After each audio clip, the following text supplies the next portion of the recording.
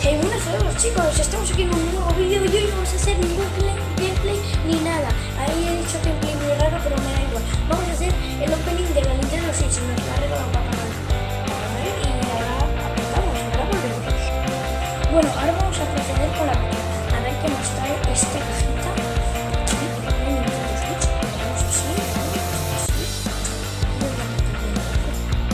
Bueno chicos, ya he sacado esto que me ha costado un poco. Y bueno, lo abrimos y tenemos por aquí la mini pantalla. Está muy chulo. Ahora vamos a sacar de la funda. El Joy-Con rojo y el Joy-Con azul. Bueno, vamos a proceder quitando esta capa. Ahí no hay nada. Y a ver qué hay aquí.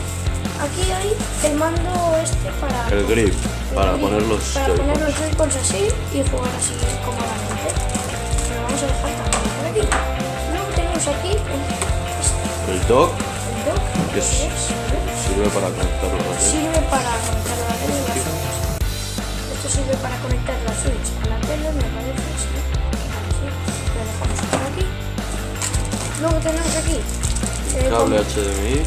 no, esto es un cable HDMI. Esto lo ponemos aquí y es como la cuerda de la Wii, de los manos de Wii. Cierto, son dos.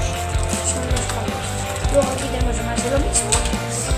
Luego aquí tenemos el manual de instrucciones.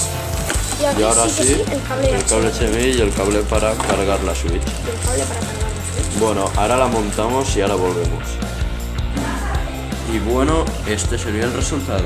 Si os ha gustado, darle like. Esto ha sido todo. Adiós.